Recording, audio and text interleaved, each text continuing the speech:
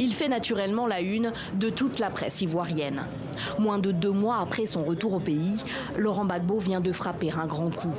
Il abandonne le FPI qu'il a fondé il y a 39 ans et s'apprête à créer un nouveau parti.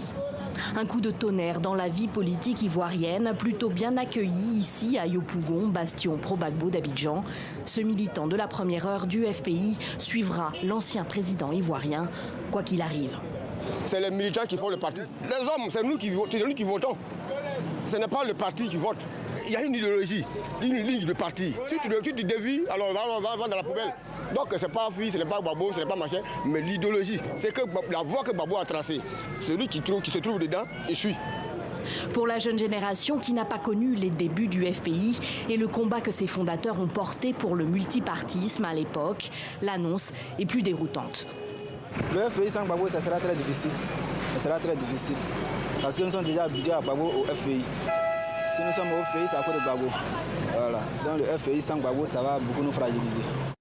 Laurent Gbagbo a annoncé sa décision lundi lors d'une réunion fermée au public et aux médias du comité central du parti.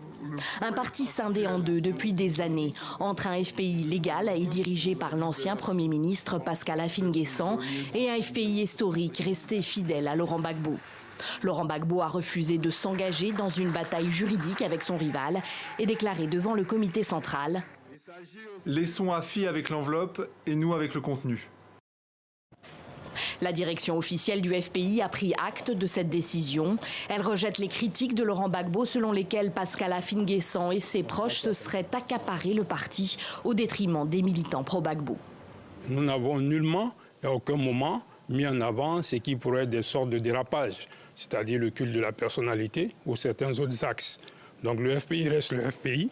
Et nous respectons tous ceux qui ont concouru à la mise en œuvre de ce parti. Simone Gbagbo, qui a cofondé le FPI, était elle aussi présente lundi à la réunion du comité central.